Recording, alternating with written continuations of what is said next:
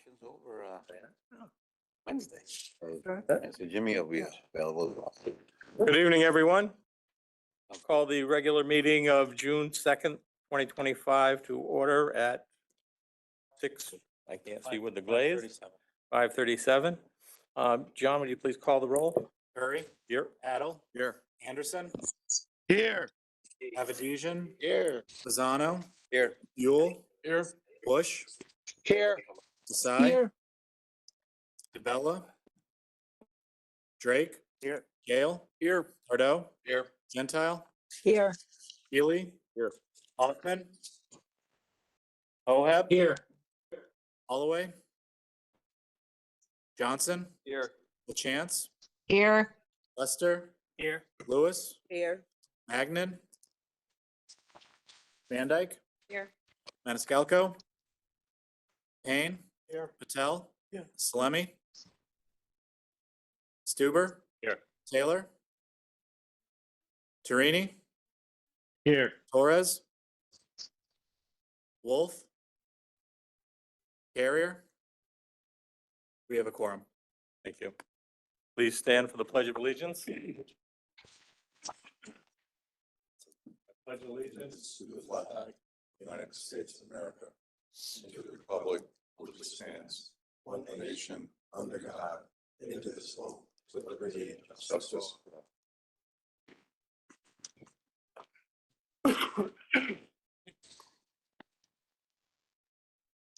Okay, before we move on with the agenda, without objection, number 13 on the agenda, which is consideration potential action for the lease of real estate for the fuel cell. We'll pull that from the agenda and we'll put it on the Bureau of Public Works agenda for the June 30th meeting. No objection? Thank you. Approval of the minutes of May 5th. So moved. Second. Discussion, changes, additions, deletions? Hearing none, all in favor? Aye. Aye. And opposed? Motion carries. Number 5, public comments relative to agenda item. Is there anybody that would like to address the board? Yes, I would like Mary? Alma Eldler. Oh, Alma. Alma, yes. Hi, good evening. Thank you very much for having this privilege to talk to you.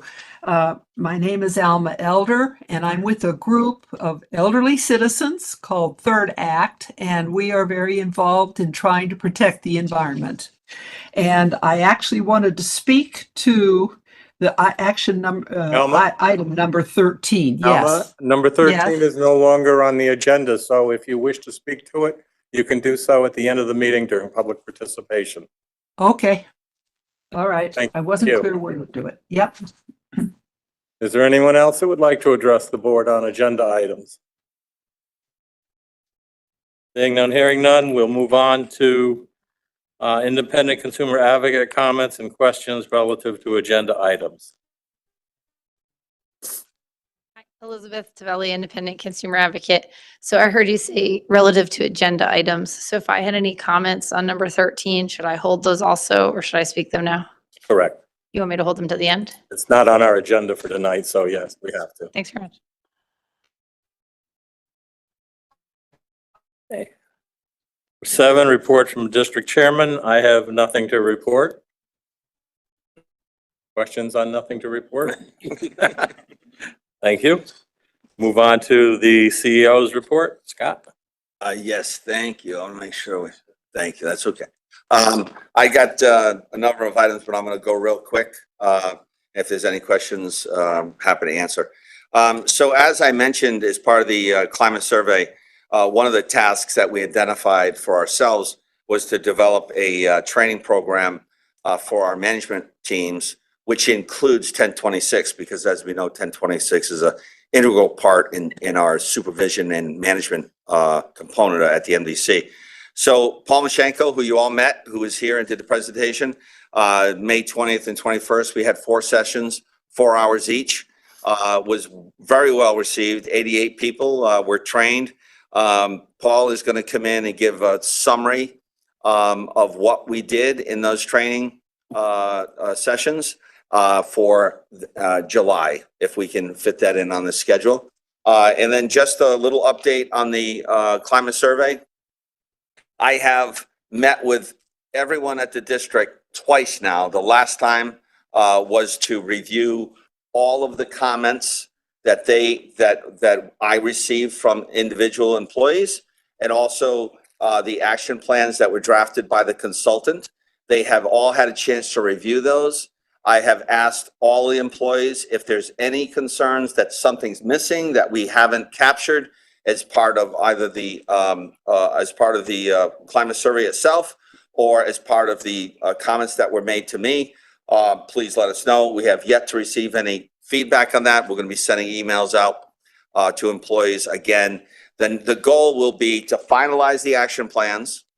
The goals will be to meet with the staff one more time to make sure that the action plans that we're proposing addresses the issues that have been raised, or at least we identify why we're not doing something. So it's not just what we're doing, but if we're not doing something, why we're not doing it. And then once that's done, we're going to actually, the chairman has asked for a special board meeting to do a presentation on the action plans with the consultant. And we will do that hopefully before August, if that works. And so that's on the survey. If everyone remembers the incident, Mr. Nueves was killed last year, almost a year ago, June 12th. We've been working diligently with the city of Hartford and the families to develop a memorial site on South Whitney where he was killed. We're working, Christelle, myself, and Chris Levesque are working with the city to get that resolved. We're trying to get the memorial finalized, approved with the city of Hartford and ourselves, so that they can have a memorial on June 12th. So that's our goal. We're going to work towards that. Redevelopment. I mentioned this before. We've been working on redevelopment of Bushel South, we call it, which is multiple apartments and multiple developments on Capitol Avenue. The initial draft for an MOU would be for the development through CRDA, Mike Freemuth, to give the MDC $2 million to help build a $4 million separated storm system. So we've been working towards that goal. I had a discussion, a meeting with Mike to talk about the garage. And so this is the the Buckingham garage, which is the groundwater discharge that's been discharging since, I think, I don't know, summer of 2021, maybe something like that. They have racked up about $3.5 million in charges that they haven't paid. Chris Stone and Legal has a lawsuit. They merged the lawsuit with the garage and the landfill. Mike had come to me and said, "Can we get rid of that lawsuit?" And the answer was, well, he had offered $500,000.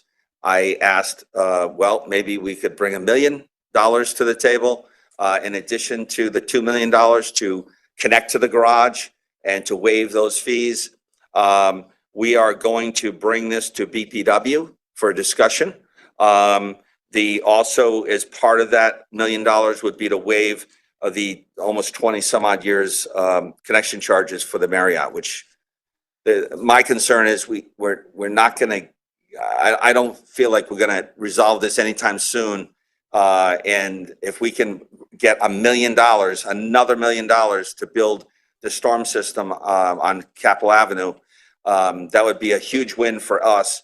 And we could disconnect the garage as part of this whole deal. So we're going to bring that to BPW and have a discussion out loud about it, and go from there. We also met with last week the city of Hartford and Commissioner John Gale about the future sewer changes and ordinances for capacity analysis for separated storm CSO connections. And we'll be bringing that back to BPW as well on the 30th. Number 3. Bo- so, sorry. Well, yeah, I don't number right. Board of Finance, I don't know if Commissioner Salemi's here, but audit is getting completed. We're hopefully, not hopefully, we will have a draft on June 9th, and we will send that around to our commissioners on June 9th. We'd like to coordinate with leadership, chairman, vice chairman of Board of Finance, and the chairman, Curry, to have a short meeting prior to June 23rd, which is when the auditor will be here to talk through the audit. But we're going to try and get it to everyone on June 9th. You'll have a chance to look at it for roughly 2 weeks. So we're excited about that.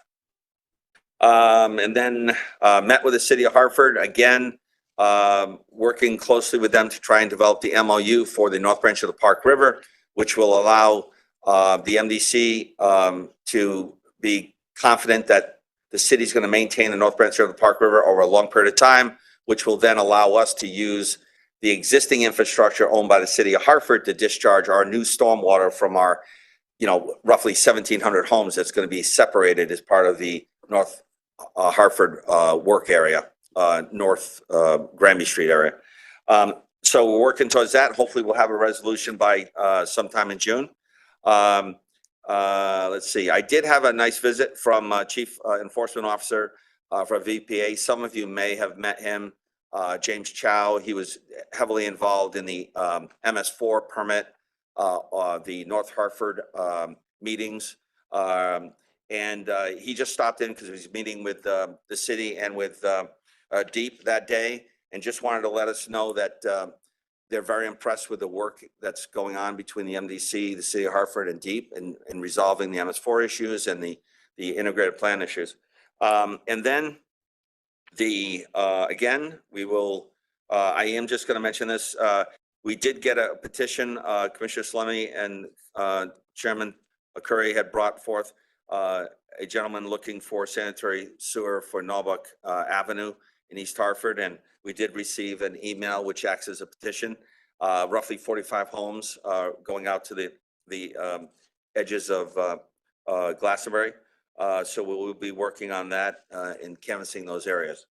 And that's all I have, Mr. Chairman. That's all. Question? Rattle. Thank you, Mr. Chairman. Through you, I was looking over the cash flow report, and I was just wondering if at a future meeting, we could get a report on the delinquent accounts receivable, except for the landfill, not including the landfill. And maybe we could have like a status update on where they stand and what you think, when you think they might be resolved. Okay. All right. And then the other thing was looking at the positions that have been funded compared to what we have filled so far. We have still a large amount that haven't been filled. Was wondering if you could give us a brief report on some of the new things that you're doing to try to alleviate that problem. Would you like me to answer it? Yes. Okay. Thank you, Scott Johnson. So, so remember, we budgeted 24 positions this year. So the vacancies that you see may not be necessarily those 24. So we got people retiring, and as you filling those 24, some of those are internal promotions. So you wind up with a vacancy. So, Gary, I'm going to ask you, out of the 24, how many have we filled out of the 24 positions? Okay, 18 to 20. So there's about 4 positions that were budgeted, new budget that we haven't filled yet. And are those posted, or are those? Everything's been posted. So because of the cycle, I mean, I'll give you some great examples. We've had Alex and Neil from Utility Services. We've had 3713 staff promoted to engineering positions because they had an engineering degree. We've Chris Starantino, I always forget that name. Another one, electrician, college degree, engineering college degree, was an electronic tech working on our SCADA, and we promoted him to one of the construction managers. So of those jobs, those are jobs that were part of the 24, and we promoted. So now we have to backfill their jobs. So that creates, it's just part of the process. Not all the time do we just fill from the outside and go in, but we'll give you a full update on the vacancies. Thank you very much. I appreciate it. Thank you, Mr. Chairman. You're very welcome. Although I would much prefer, Dominic, that the cash flow report include all, including the Hartford landfill. I have no objection. That's fine. Commissioner Adel, number 2. Okay, thank you. I don't know if it's Scott or you as in terms of the climate study. I know that PP&I had asked for a special meeting, or at least have that as a topic for their meeting. Shouldn't that run through them prior to the board? I'm happy to do both. I mean, we're happy to do both. I did, if the chairman, Taylor wants to have it at the PPI as well, I'm happy to do it. It's good to, we've had, this is a big topic. We've had the full board at this conversation. So I definitely would like to do it at the full board, but I'm happy to do it at the PPI as well. Excellent. Thank you. Yeah. Thank you. Commissioner Adel, I would only say that PPI committee has completed its duties and responsibilities as it relates to the climate study. So I much prefer that it come before the whole board so that everyone can get versed and have a much better understanding of it than having to do it twice and bring the consultant in twice. We just do it once. So any other question? Yeah, through you, Mr. Chairman. Thank you, Commissioner Randick. Scott, I would just ask for a timeline on the CDM report. I know it's been in draft, and I'd really appreciate if we could get a presentation in the near future and the report. I'm assuming it's nearing completion at this time, or at least a status update on where we are. Yeah, and as I mentioned, if I may, Mr. Chairman, as I mentioned, there's a lot more work to be done on the next phases of the report. But what we're trying to do right now is we've got the draft report. We're trying to agree with the city of Hartford on what level maintenance needs to occur. So we're talking short-term, long-term maintenance. There's some small capital improvement that needs to be done right away, but the long-term capital improvement, we're not trying to resolve right now. We're just trying to get an MOU together so that we can finalize maintenance first of the river itself, and especially the outfalls, the existing outfalls owned by the city of Hartford, which is the 108 up by Weaver High School.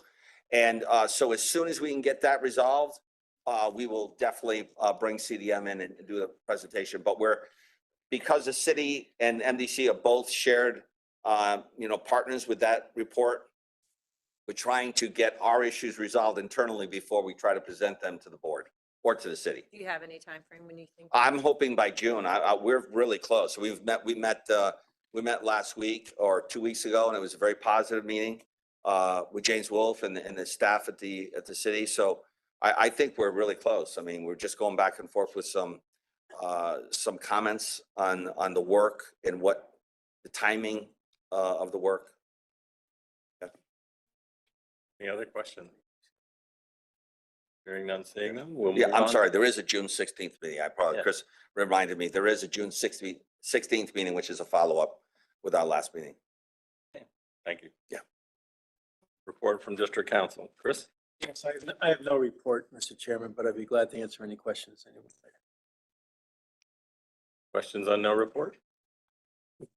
Same as yours. Okay. Now we'll move on to the presentation by the Metro Hartford Alliance. Dave?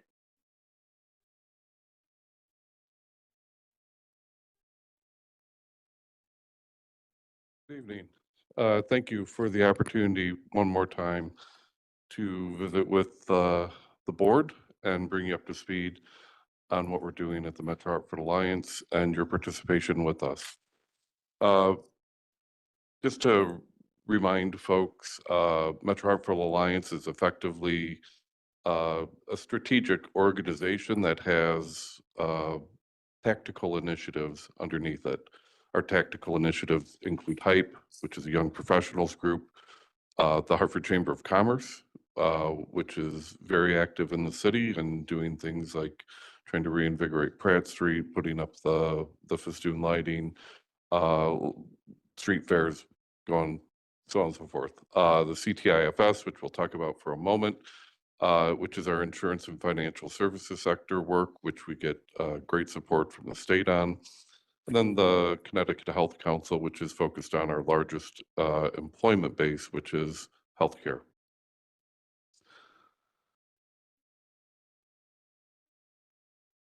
Let me just press. Oh, there we go.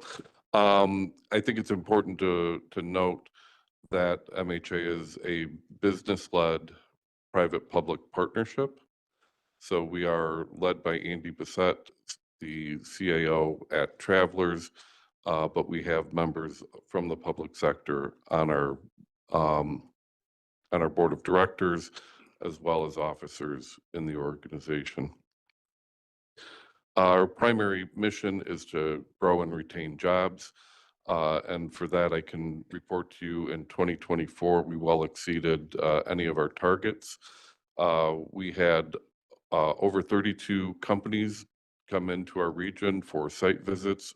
Outwardly, we visited over 65 site selectors around the US, some international as well. We continue to work our InsurTech corridor, which is a unique relationship that we have with the United Kingdom for their insurance companies that are looking to enter into the US market to do it right here in Hartford. To date, we've got 30 companies in that pipeline, with around 12 companies that have announced that they will set up their US headquarters here in Hartford. These are the companies that were in town last year. We always aim to be transparent in what we do. We had wonderful visits with many of them. We introduce them to as many of our partners as we can, because we know that in order for us to successfully land these projects, we need to include as many of our partners as possible. I mentioned to you about the outward visits, are us going to site selectors around the US. And I can tell you why it's important and how it generated a lead for us that was introduced as Project Finn. This was a company that was using a site selection firm out of Chicago through CB Richard Ellis. We know them well. We visit with them as often as we can. They had this project. They called us up and said, do you have anything that would work for this company? Turns out we had Carla's Pasta in South Windsor, which was effectively ready to go. We did have to compete against multiple greenfield sites around the US, and I can tell you that that we won, and I can tell you also that MDC played a critical role in that, because water and the availability of water became a key concern for them in order to set up their operation here. I reached out to Scott. Scott met with the company, and in no time we had all of that put aside. They are close to being in production now. That project brought in $102 million of capital investment into our region. I also should note that I dropped on your desk a little bit of paper.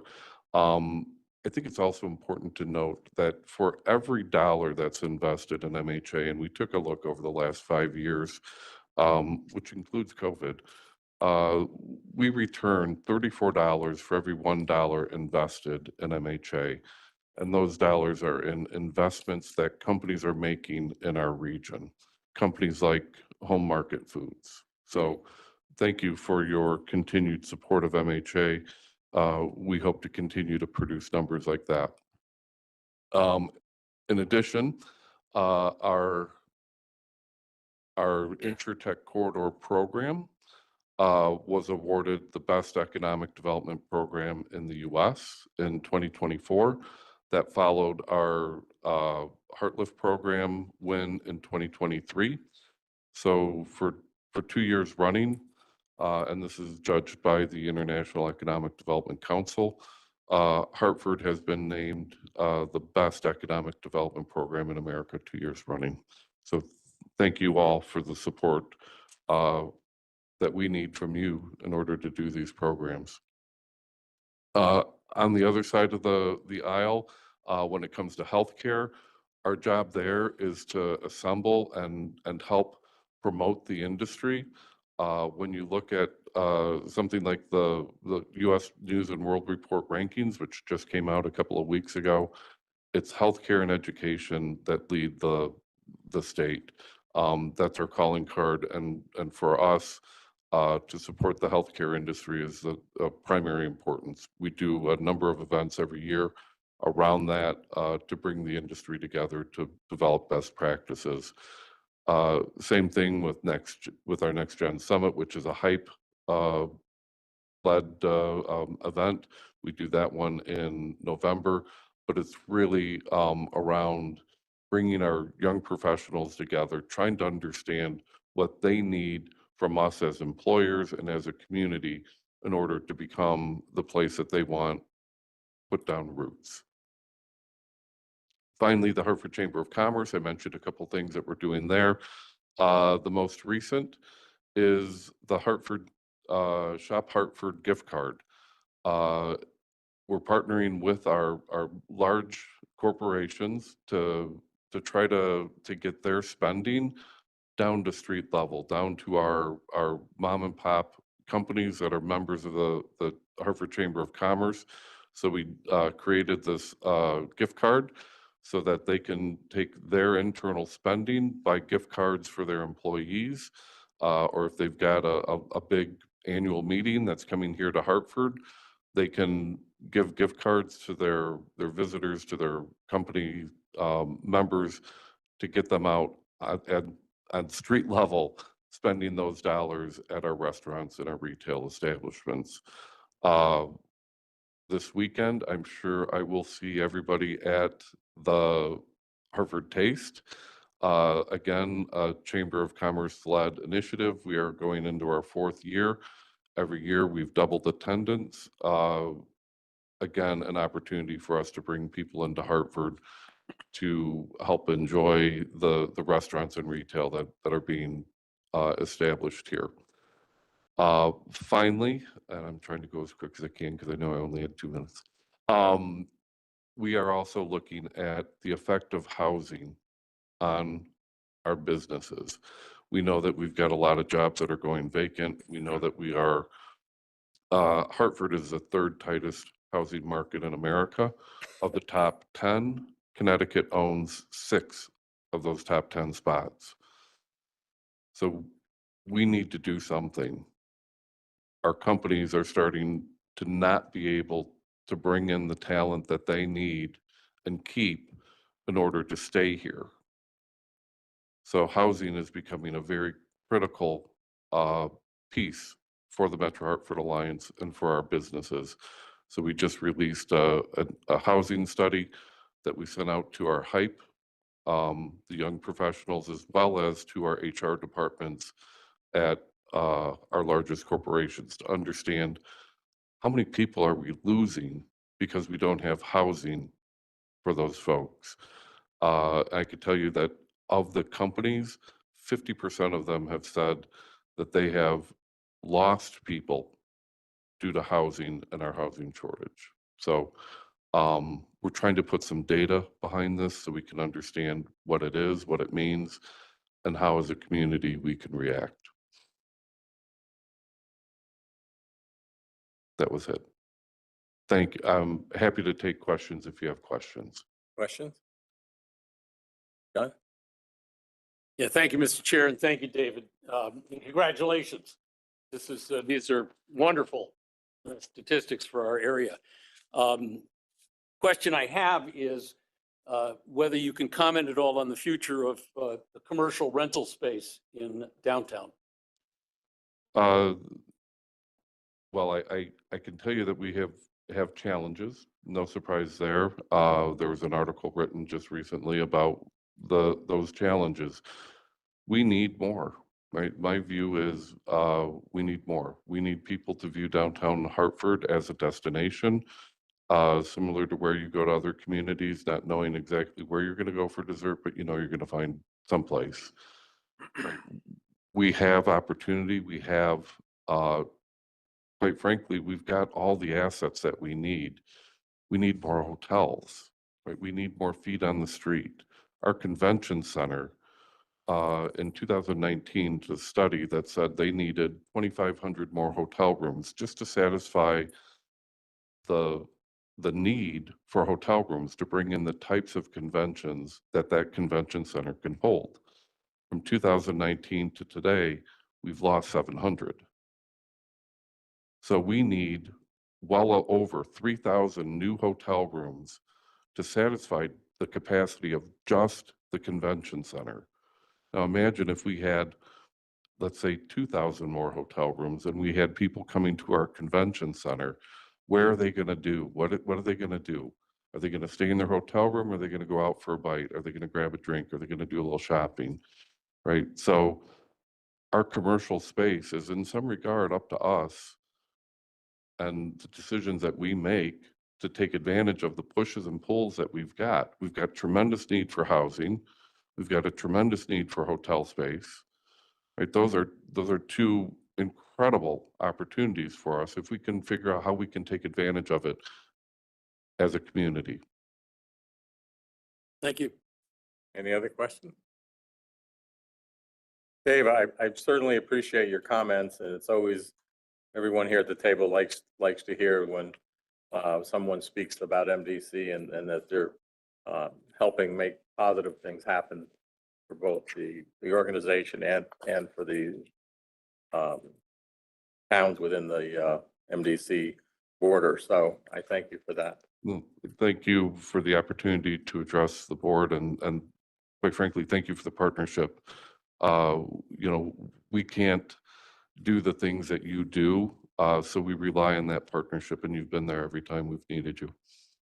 And just so you know, I will be reaching out to you in the near future to become a bit more active, for MDC to be a bit more active in your meetings. Love it. Thank you.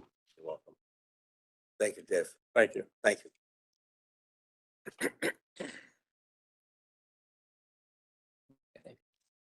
Next is the number 11, consideration potential action approval of availability and capacity guidelines. Chair recognizes Chair Adel for a motion. Thank you, Mr. Chairman. I make the motion to approve the new availability and capacity analysis guidelines. Second. Discussion?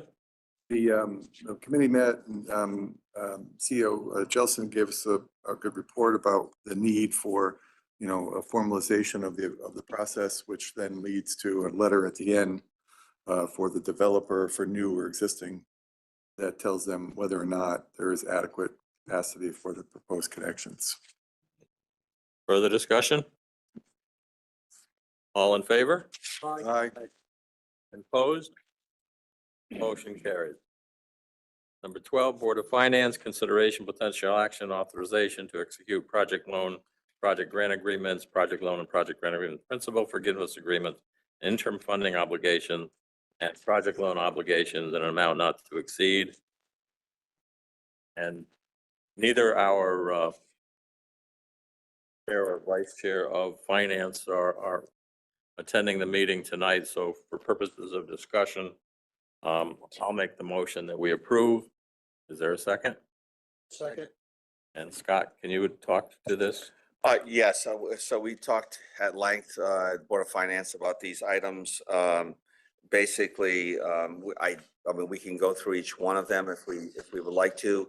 The issue here is really, as we mentioned at a couple of different meetings, we're looking to simply get approval from the board so that we can enter into our agreements with DEEP so we can get reimbursed. As you know, the board approves these projects at the time of the budget. So you authorize us to enter into contracts to build this stuff or design this stuff. But then to get reimbursed, we need to go through an IFO PLO process, which is interim funding agreement or a permanent funding agreement. And so these are requesting the board to allow us to enter in those agreements. We cannot get reimbursed. So as you know, we talk about cash flow. We talk about this all the time. Commissioner Payne mentioned that. The cash flow is one checkbook, and we're paying all of our bills out of one checkbook. And these agreements allow us to start getting reimbursed. We just got the first reimbursement from DEEP for Durham Street, which was $2 million. So we fronted $2 million in change for almost since July of 23. And so this is an important step in the process to get us reimbursed. But if you'd like to talk about the projects, we can. Before the question, I just want to clarify, my motion was to include I-1 through the II-7. Commissioner Drake, item 1, it says West Hartford, Yep. and it was approved for Hartford, the sewer study. So we're doing West Hartford now, and it's $27 million to do a study? And again, I'm not sure why are we doing West Hartford study? I know Hartford's got their own little world that we got to do what we got to do for. But Yeah. again, $27 million for a sewer study. And again, if you looked at 800 million, that was original money. That was for Hartford sewer study, not West Hartford. Yeah. So why are we doing that? So just remember that our long-term control plan included multiple towns, not just Hartford. It included West Hartford, Newington, Wethersfield, and nothing in Windsor, nothing in Bloomfield, although we've done a lot of work in both towns. So this is just an extension. We've been talking a lot about North Was this Hartford. approved before? Yes. For West Hartford, because Yes. it says Hartford in your document. Right. It was sewage for study for Hartford, not West Hartford. Yeah, but I think there's two separate documents, right? We were talking about, I could be wrong. You guys read it more than I do. yeah, the order to fund the West Hartford. There's two studies, one for West Hartford and one for what? It's a project. Sorry, this Chris, you get to the mic? Yeah. I mean, is this a full design for $27 million? yeah. So Just a study. I'm just trying to see. So the MDC performed the sanitary sewer evaluation study years ago, and we developed the scope off of that sanitary, which we refer to as SSES. This is the actual rehabilitation work. So this is lining of pipes, sewer point repairs, those type of things. Those are physical work out in the street. This is what the $27 million is for. It seems misleading in the title, but it's the outcome that came out of the SSES, which is a typical term for CMOM type work related to sewers. It says that we're authorizing a $27 million study. Doesn't say anything about work, but. Yeah, it's, Whoa, one Yeah. meeting, please. yeah. That's why I just want to make sure I understand it. Just seems like a lot of remember just remember these are, we talk a lot about North Hartford, but we're still doing multiple projects under our requirements of the consent order, consent decree, long-term control plan that's been merged into the IP. But the $170 million that we're doing in North Hartford is what we talk a lot about, but we're still doing work everywhere else. And this is just ongoing, as Chris mentioned. We had to submit SACS studies, sanitary sewer evaluation studies. We had to submit those for Wethersfield, Newington, West Hartford, Windsor, Bloomfield, and all of those created projects. So we had to TV everything. That's where the CMOM comes from. We had to TV and clean all of our sewer pipes and then come up with plans to reduce the I&I from the system. And these are those projects that you've already approved, right? We're just asking for the agreement to go into the agreements with DEEP. Now, state's reimbursing us for this? Yeah, and West Hartford, is it 20%? 20%. In Hartford, we typically get for any kind of stormwater, CSO, lining work, we get 50%. Now we're getting 50% of all the private property work in North Hartford. But on the non-Hartford side, we usually get 20% grant and loan. But just so I understand as I move forward in this world, the MDCs will take care of all the replacements of sanitary sewers all through the whole MDC at this point, as they need it. So remember, the consent order is very specific. Right. It says you will do X. It said Hartford, that's Right, no, but No, it didn't say, this says Hartford, the $800 million it says in here, for Hartford only. Yeah, Scott. if I may, don't know this- what, I'm is- sorry. This is Maybe John if we're Burrow. wrong. I don't know why, because I'm not want to argue about it. Yeah, no, it's okay. We suck a lot of money for What Commissioner Drake's pointing out is in the agenda item or the top of the resolution, Right. it does say West Hartford, and then in the body itself, it says It's Hartford. Hartford, yeah. We had tried, this was identified before we went to Board of Finance, and I'm thinking somewhere between Board of Finance and what you have in front of you now, we dropped that change. It should say West Hartford. So, I'm sorry, I didn't. no, I mean, it should have gone. Yeah. So in the first paragraph, right before Hartford C-24R01, it should state West Hartford. The second to the bottom paragraph from that page in the whereas clause, the sanitary sewer evaluation study in West Hartford. And then those are the references. So I guess if somebody could make, I guess I'd recommend a motion to amend that it be corrected to West Hartford rather than Hartford, that would be helpful. So move. Second. Discussion on the motion to amend. All in favor? Do you have discussion on the motion to amend? I had, Motion to amend? No. No? Okay, all in favor of the motion to amend? Aye. Now we're back to the motion as amended. You have a question on the motion as amended? I had a question about scope and details of the scope, because fees appear to be very high.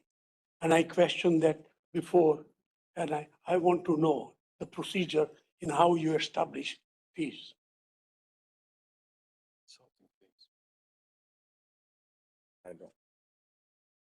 I don't understand the question. I'm Yeah. sorry. Consulting fees on what? Oh, on these projects? For any given project, what Yeah. does it involve, and how do you establish the fee? Okay.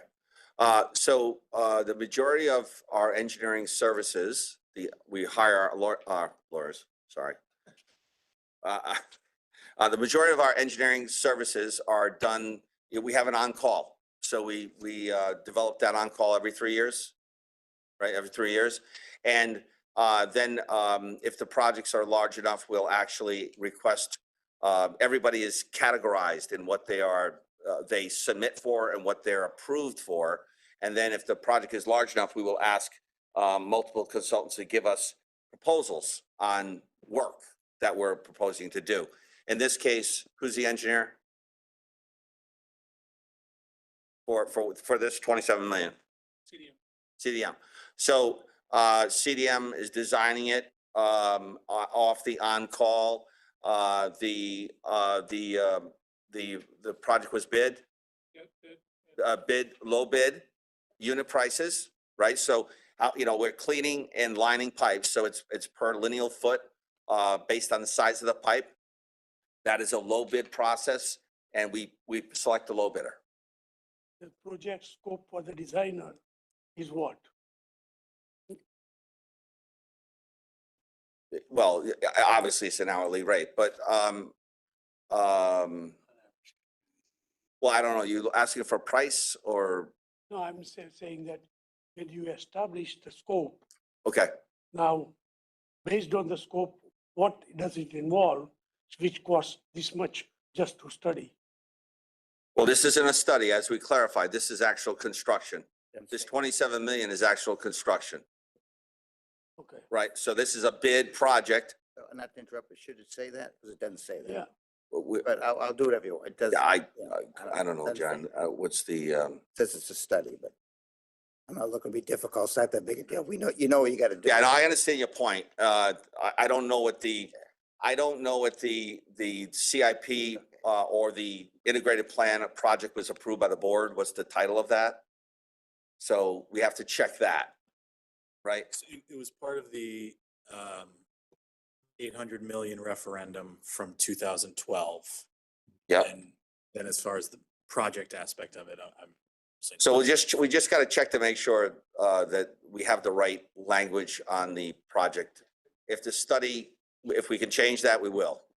I mean, the top says sanitary sewer evaluation study in Hartford. Yeah, And it shouldn't say that. It should say somehow you're doing the work, right? right, right. It's to implement. Yeah, it's the SSES study that we're referring to, but your point's well taken. We'll make sure we correct that. I don't know how we do that, John.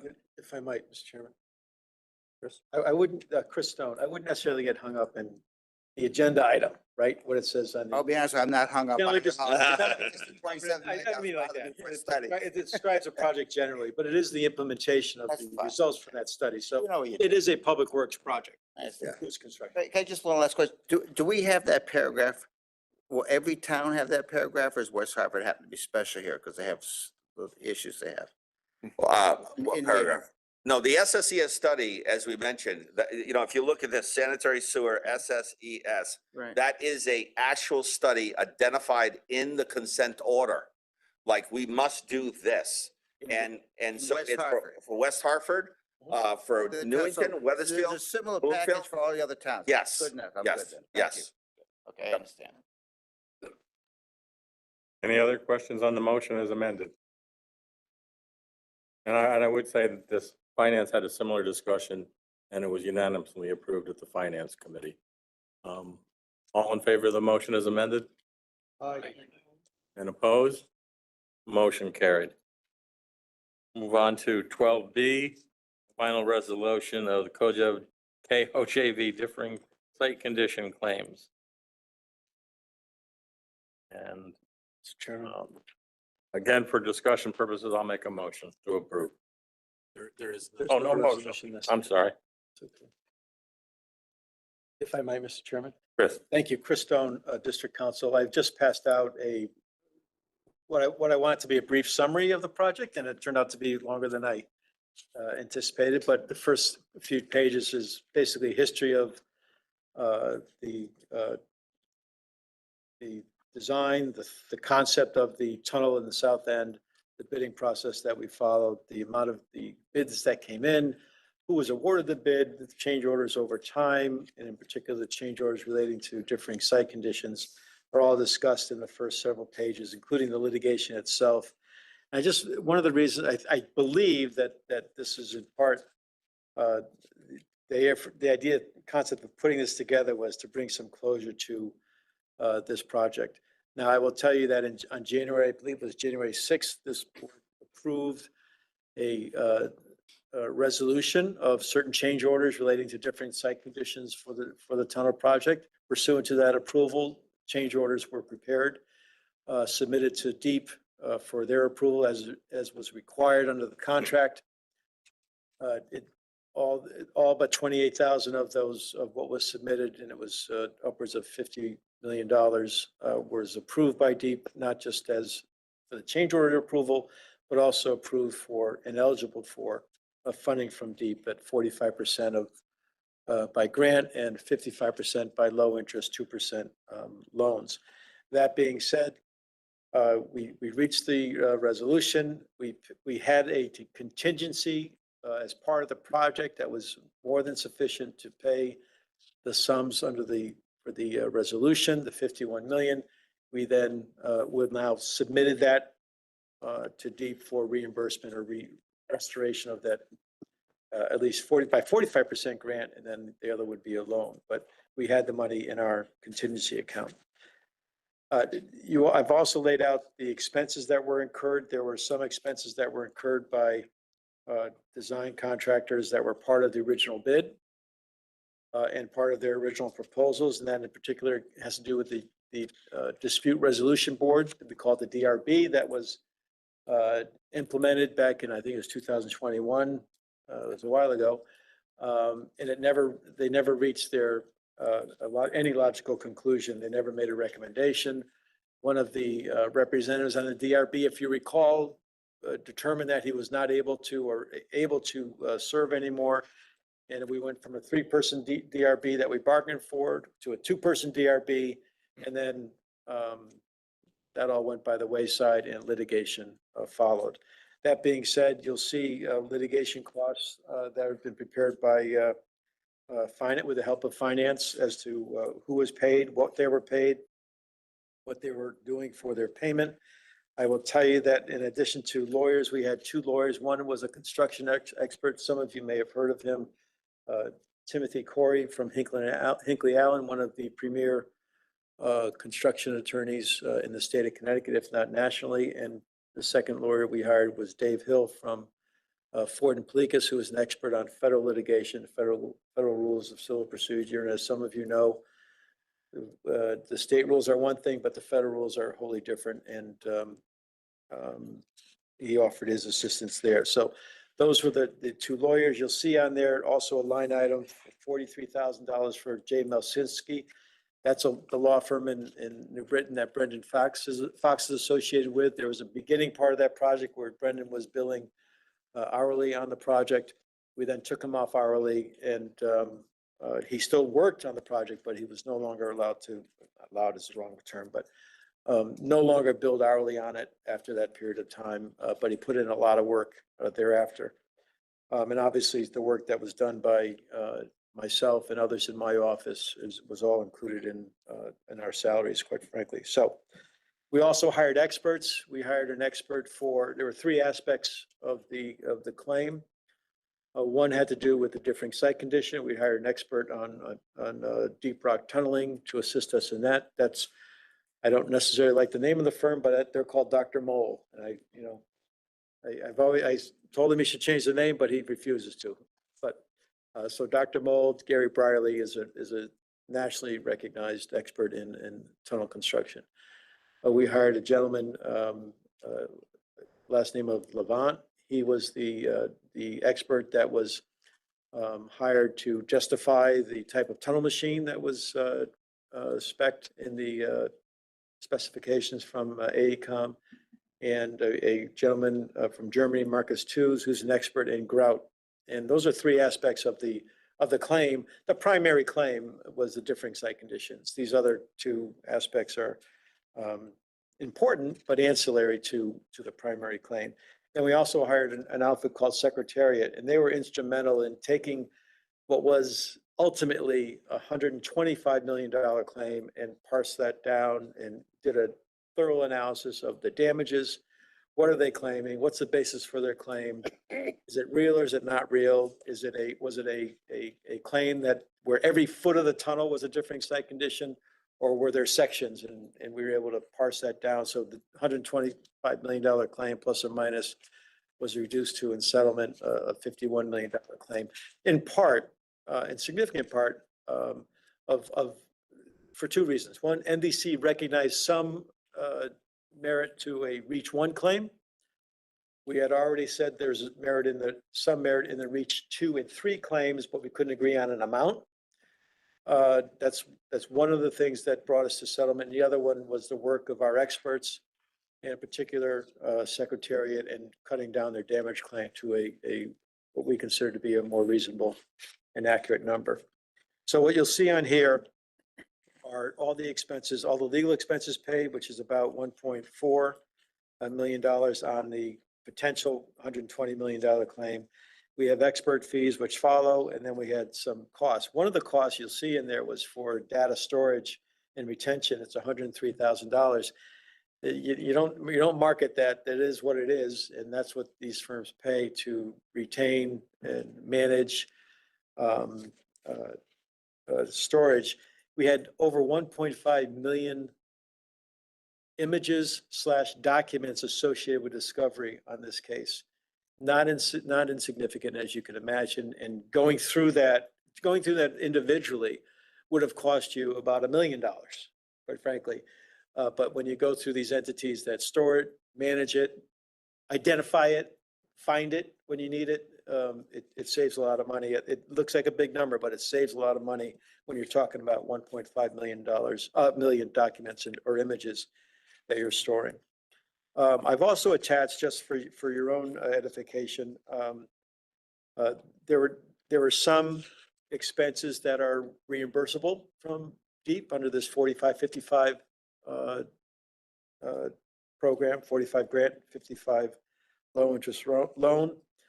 There are some that are not, and most of the fees and lawyer fees associated with the DRB process, which was part of the contract, and known to everybody, including DEEP, who has to approve the contract. Those expenses were reimbursable. Expenses relating to the dispute as to the differing site conditions and what ended up being litigation are not. So you'll see a dichotomy between two costs up top. That's this sheet here. I wish I had it on the screen, but this sheet here, the top half is our DRB related. The bottom, including some of Jacob's numbers and those paid through legal, those are not reimbursable by DEEP. Now, finally, I've attached just a sample of we got an inquiry from the press. I'm giving you what we gave the press in terms of an explanation, a one-pager instead of a four-pager of at least responding to the questions that they had. And what I can do is reduce for your application and for distribution to our member towns, I can reduce this four-page summary into a one-pager so that you'll have it in case you get a question. And the towns can get it either from you or from me, whatever your choice, but an explanation to the towns as to the resolution. And that ends my presentation, Mr. Chairman. Thank you. I hope I didn't go too long, but if you have any questions, and if you have any questions after today, please feel free to give me a call. Question? Very concise summary. Thank you, Chris. And by the way, this is in open text as well. It was put on open text this afternoon, so you have it electronically, you have it hard copy. It says up there, attorney-client privilege, but that case is over. The claim with AOJV as being a claim, which is, I'm just stating facts in here. There's no legal advice necessarily, so I wouldn't be tied by that. If you want to share it with whomever, your towns, whomever, that's fine. Thank you, Mr. Chairman. Move on now to 12C, discussion of official duties and responsibilities of the independent consumer advocate. And Chris, could I turn that over to you? Sure. For a brief discussion? I think we've already had this. Yeah, we've talked about it. Yep, Chris Stone, we talked about it a couple of times, and we've had conversations with Attorney Tavelli on this particular item. The independent consumer advocate is a creature of the state of Connecticut. The General Assembly created it. The governor signed the bill that created it. They set the roles and responsibilities and obligations of the independent counsel, and to a person, whether it was Dave Silverstone, Joe Sharenko, or Elizabeth Tavelli, they have followed, and so far, and I'm sure she will going forward, follow her scope, their scope over what their responsibilities are. Those are laid out, and as part of the package, you see there's two laws that are there. One is the one that created it. I think it's Public Act 17.1, and the other is a bill that modified it to increase the payment, the salary. But there are the two pieces of legislation that identify what the roles and responsibilities. I'm not going to, if you don't mind, I prefer not to read it to you. You've read it before. We've gone over it before. And if there's ever, the important thing here is, we know what the rules of engagement are. She knows what the rules of engagement are. If there's ever, and it has happened, if there's ever an instance where she feels that she's being stymied and should be doing something, be able to do something, and able to is the wrong word, but should do more, or we think she's doing too much and should be doing less, we talk. And we've talked to her, I've talked to Elizabeth, and John has, not often, because she's relatively new, but we've had opportunities, and quite frankly, is our obligation, and Dave Silverstone's obligation at the time, to discuss if there's an issue of what is within that scope or not. Same with Joe Sharenko, what's within that scope or not. And it's become, we don't tell her how to decide or how to advocate. They do that, and they do a very good job at it. But we do have the constant discussion about where she should, where we think she should go, and she talks to us about where she thinks she can go. So it's become, quite frankly, a benefit to everybody, including the district counsel's office, to have Elizabeth be part of the team, so to speak. So that's what I have. Question? Do we assess our designers on a change order relationship? How well it is designed and why, and what Yep. percentage change? If I might, Mr. Chairman, I know Scott wants to talk a little bit about that too, but just really to your point, and it's laid out in this document I sent you. AECOM, because much of the issues became the differing site conditions, and quite frankly, with a lot of that, you don't know you really, unless you do a test boring every 4 inches. We did it every 500 feet. Unless you're doing every 4 inches, you might as well do an open trench excavation. At that point, you don't really know everything, right, about where you're going. You have a good idea. I think we overboard, quite frankly, in terms of the test borings. That being said, there is still a lot of water in certain areas, and a legitimate claim, particularly in reaches 2 and 3, for a differing site condition. That being said, the engineers, the designers did what they had to do. There's another issue about the tunnel boring machine, that there was some issues about the language in the specs. There was some issues about the grouting. There's an issue about probing and grouting in terms of what was necessary. They said, for example, that it was up to the contractor to probe and grout in reach 1, but you had to probe and grout in reach 2 and 3. And there were certain underground conditions that we knew about that compelled the designer, AECOM, to require it in reaches 2 and 3.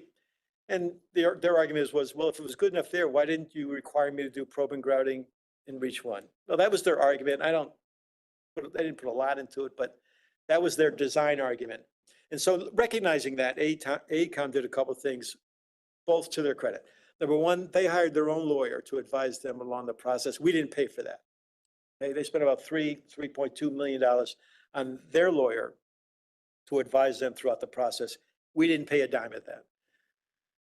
They also had an allowance within their contract that they could have charged us approximately $500,000 for additional defense cost. They didn't charge that. They did the work, but they didn't charge us for that $500,000 of defense costs. So it's not the whole, but it's a contribution. I think it's a good faith contribution, quite frankly, based upon the merit of those design claims, not the differing site condition claim, but the design claims. I think it's a reasonable contribution to our cost, and they're offset and shown in what we've submitted to DEEP. So I'll leave it at that. And Scott? Yeah, just to add to that, if I may, Mr. Chair. So we hold our engineers accountable, and we have in the past back-charged engineers for errors. As you know, there's errors and omissions, right? Errors are very different than omissions. Errors cause harm where they could actually cost the owner to fix something that was built and had to be rebuilt. Omissions are you forgot to include something in the design, but the owner would have had to pay for it anyways if it was included. So there's an omission. We might pay a premium because it's a change order, but we do hold our engineers accountable. We have had a number of engineers that have been held accountable, and we have back-charged them for errors or omissions.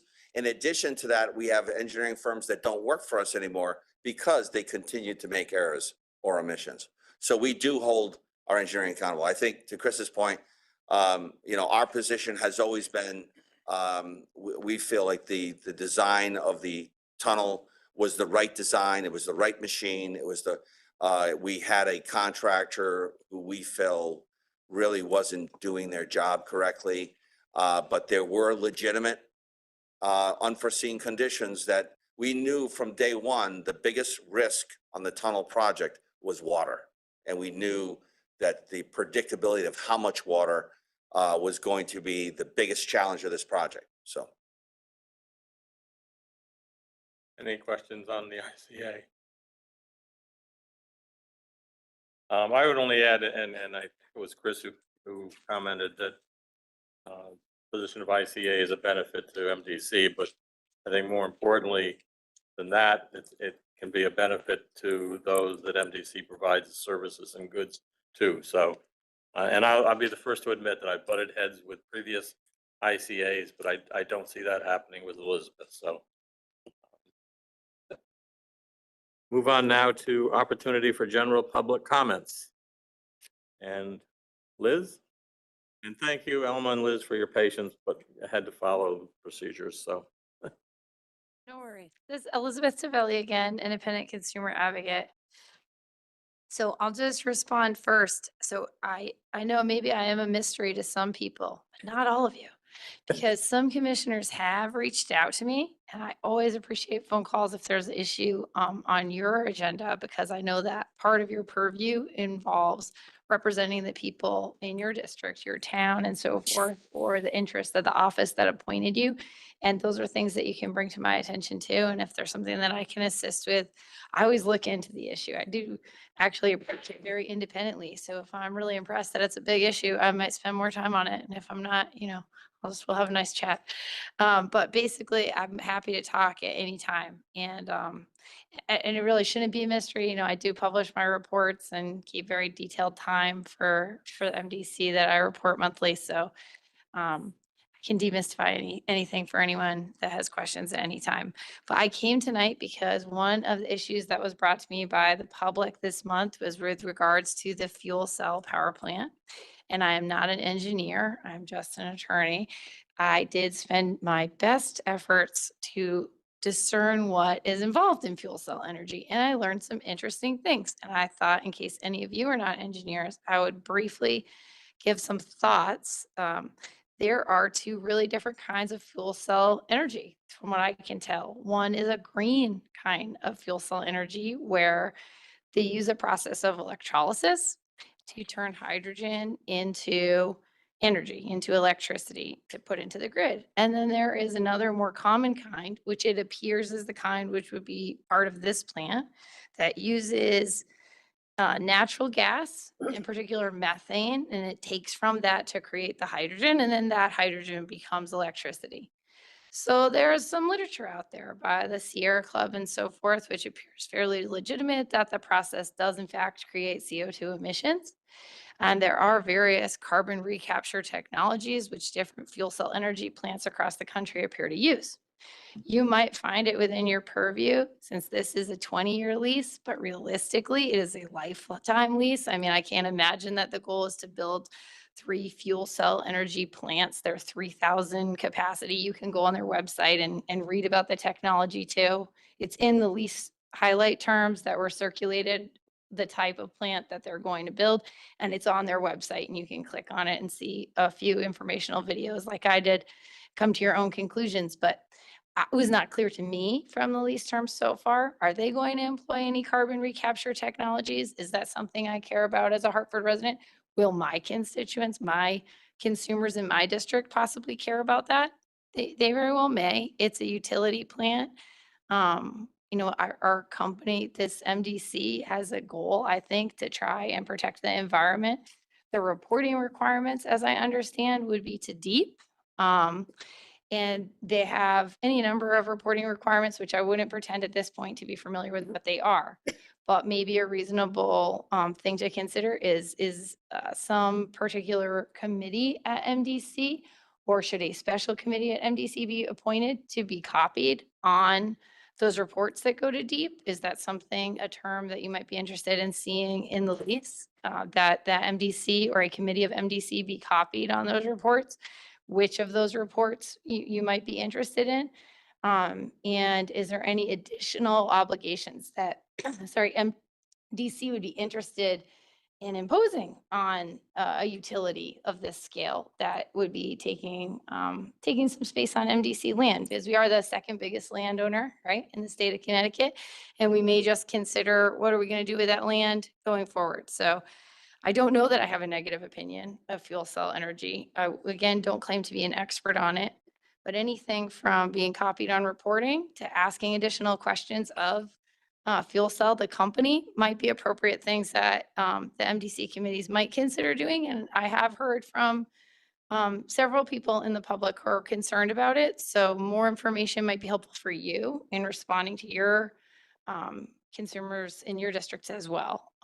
I know it may be for me. So I'll leave it at that for now, but those are my thoughts tonight. And you may hear, I believe other people in the public have come to talk about their thoughts on this issue as well. So I thought I would voice in on that. Okay, thank you. Thank you, Liz. Alma? Yes, thank you for the opportunity to speak to you. As I said before, I'm a member of a group of senior citizens called Third Act, and we work to improve the environment. And I did want to speak to the agenda item of the lease of real estate for Fuel Cell, and I'm very happy that the discussion has been deferred until the Public Works Committee has had a chance to discuss it. Now, here are the facts as I see them. The fuel cells under consideration must procure methane gas and then use the gas. Methane is a hydrocarbon and a major driver of greenhouse gases. According to Sierra Club, pipelines in Hartford are notoriously leaky. The air in Hartford is polluted with hydrocarbons which cause asthma and other lung diseases. The Hartford metro area is vulnerable, the country's 38th most polluted metro area for ozone, and it's been worse than in previous years. Okay, as the general statutes and other policies of Connecticut require the state to reduce the level of emissions from greenhouse gases to at least 45% below 2001 levels by 2030. That's only 5 years away.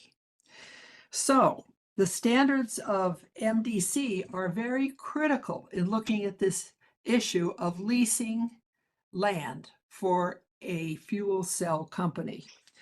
MDC has their own core values, and they include public accountability and environmental stewardship. MDC has 8 commissioners appointed by the governor. And I assume that they might be people who would speak up to some of the statute goals, like reduction of greenhouse gases by 2030. There has been no discernible opinion by commissioners, by the Bureau of Public Works, by ratepayers, or by the general public. A letter from a public person to Public Works Department has been unacknowledged. And MDC has the expertise to look at the issues of emissions of methane and how it is going to be mitigated. MDC's engineers should speak publicly about emissions surveillance and emission improvement that is proposed by the fuel cell company. Recognizing how vulnerable Hartford is, engineers might propose higher standards to prevent emission leaks in the Hartford community. So I would recommend that for the Bureau of Public Works, that they look specifically at issues such as leaky pipelines on MDC property, such as the recycling of carbon dioxide. They say they are doing that. I don't know what their methodology is, but it would be interesting to hear from them and from the engineers as if they could consider whether or not it's an acceptable procedure. And the third issue that I can see is to assure that emissions are of water and not pollutants, which the fuel cell company claims in their brochure. So thank you very much for allowing me to speak today. I look forward to the Department of Public Works discussion, and I hope to be there. Thank you. Thank you, Alma. Is there anyone else that would like to address the board? Hearing none, seeing none. Commissioner requests for consideration of future agenda items.